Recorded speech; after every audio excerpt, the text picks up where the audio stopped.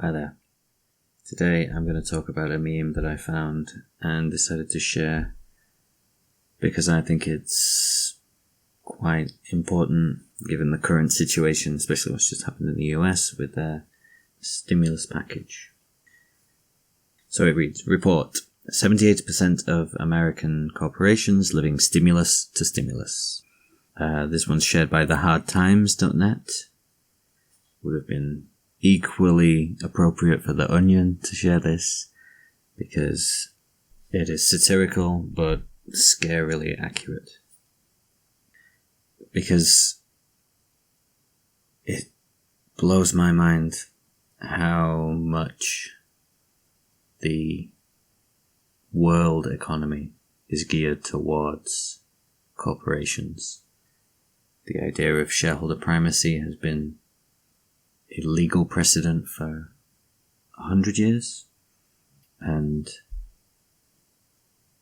it leads to corporations being treated as people, and yet they are not treated the same as people. They are given billions and billions in what would be a socialist idea of free money from the government, and yet if it's a corporation, they can just take as much as they want.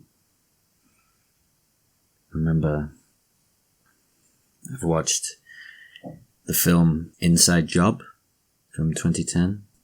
Charles Ferguson, the director, made a really brilliant case, an Oscar-winning film for the 2008 financial crisis being an inside job and how utterly devoid of morality the top 1% of the world is. The film doesn't use these terms. They emerged later in 2010 or really in 2011 with Occupy Wall Street, but the film really shows evidence and countless other documentaries like Enron, the smartest guys in the room. And all you need to do is check the records of congressional investigations. It's major corporations committing huge crimes, huge financial crimes, sometimes causing the deaths of many people, destroying ecology. That's why recently ecocide has been coined as a genuine threat. And if you think about the example of Enron, I watched that film for the first time recently. That film from 2005 by Alex Gibney. It shows the ideological element to this crime and corruption at the top of major corporations and conglomerates. So this meme is here to just make a joke and raise awareness of that idea that places like major banks need desperately to be saved because capitalism is dying. It is not innovating. It is not creating. It is doing all of the things it can do to save itself.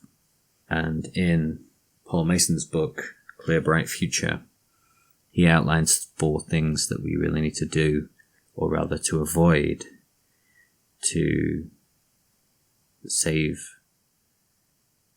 the world from fascistic corporate takeover. One of those is to combat monopolies and price fixing, which is what Inside Job is about. It's what Enron is about. They collapsed because all they cared about was the fixing of their stock price. The global financial crisis was caused by obsession with stock prices, and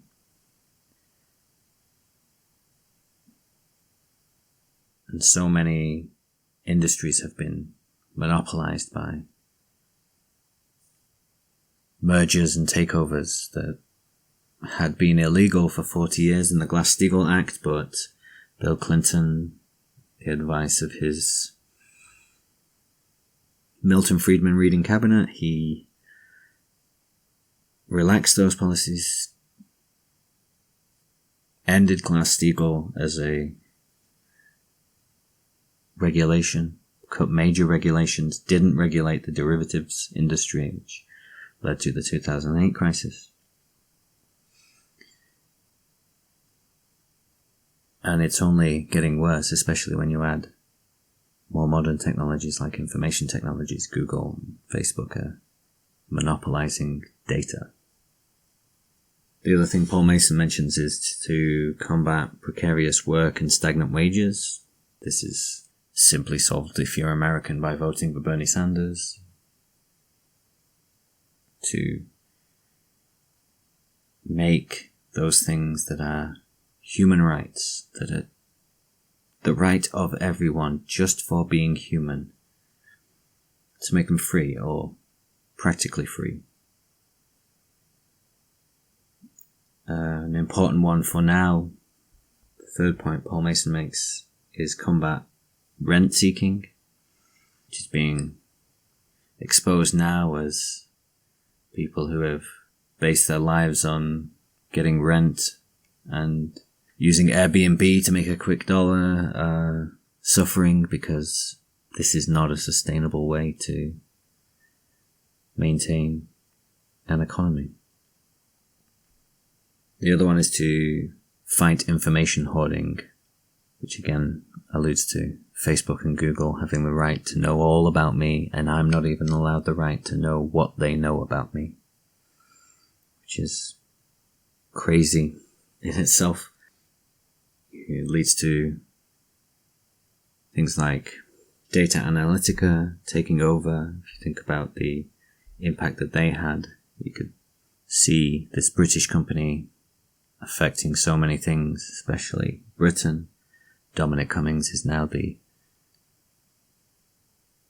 chief advisor to the Prime Minister. The Prime Minister is now sick, giving probably Dominic Cummings even more power. And he is one who will use your data against you. He has very few moral barriers holding back his impulsive ideas.